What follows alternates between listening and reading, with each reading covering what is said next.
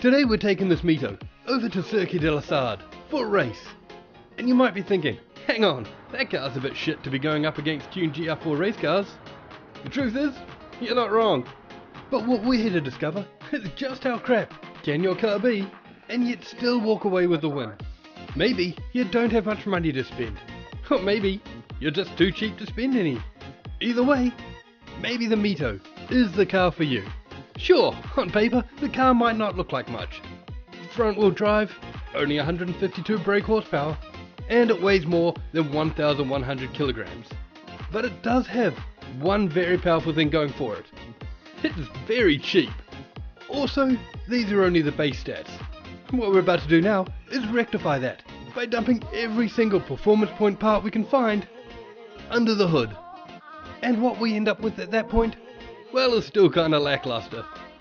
Coming in at about 620 performance points. There is one thing we can do.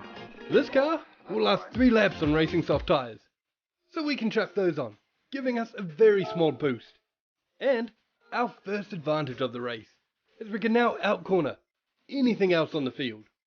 But if it rains, we're forced to go down to wet tyres, and that takes our performance points all the way down to 580, also costing us our cornering advantage. And in case you're a glutton for punishment, here's the rest of the tune, so you can give it a go yourself. Now, just to make this a little bit more challenging, we're going to be running it on hard difficulty, and without assists. So, if you think it's going to be a struggle, yeah, Mito. Huh? I'm not apologizing for that. Now, over to the race.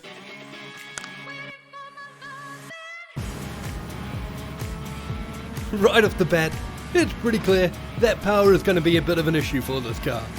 Our only saving grace is that there's a few corners at the beginning of the lap, giving us a limited window to at least make a few positions before those dreaded long straights come around.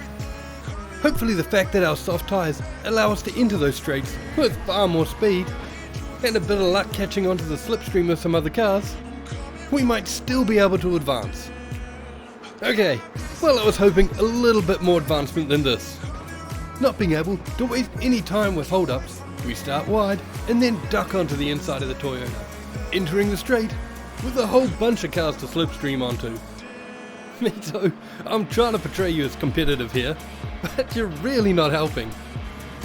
Thankfully, the straights eventually end, and our superior braking finally puts us in front of those two cars.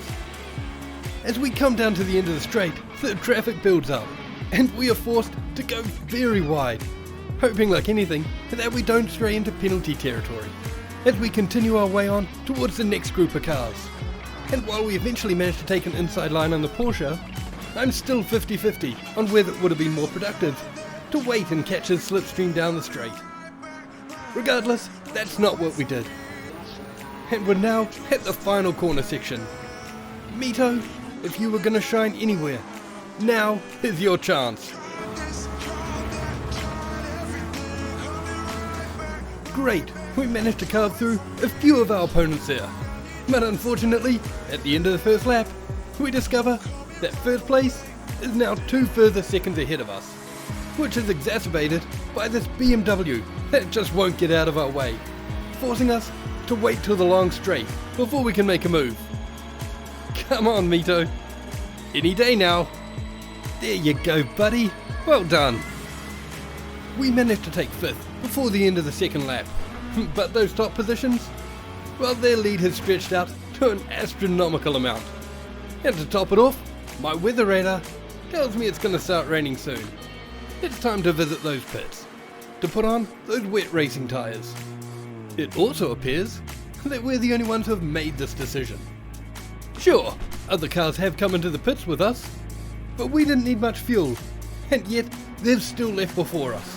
This can only mean that they haven't switched tyres, and they make a clear indicator that if we're going to ever get to the front, it's got to be this lap, as we easily fly past them in the wet. And with the rain becoming heavier throughout the lap, it becomes very clear that we're about to do a ton of overtakes.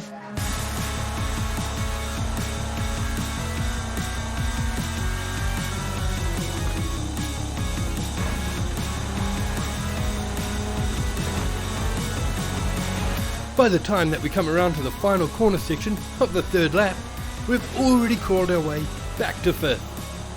But that number's not going to stop there, as we fly past a further 3 cars, putting us into second and spotting first place, heading into the pits, just as we come around onto the start-finish straight. And at this point, we've got first. The question is, once our opponents switch their tyres, are we going to be able to keep it? By the time the 5th lap has rolled around, the rain has come to a stop, and all our opponents, after a single lap of use, have decided to switch their wet tyres out and go back to the dries. We, however, for better or worse, have decided to stay on our wets for one final lap, and by the end of it, the sun is now pelting down, so it's definitely time to make that swap. The scary thing we notice while we're in there is second place, rapidly closing the distance, and as we come out of the pits, he's only about 15 seconds behind, and to nobody's surprise, lapping quicker than us. We try to focus on pushing our way through the lap, but it's really hard when you can see the distance between the 2 cars consistently shrinking.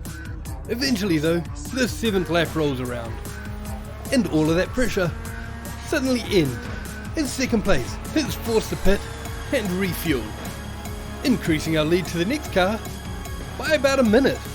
So as we leisurely make our way around the final lap, it's pretty safe to say that in the right conditions, you could probably win this race on a bike. Thanks a lot for watching. If you enjoyed it, why not drop us a like, or even subscribe. And we'll see you next week. Bye!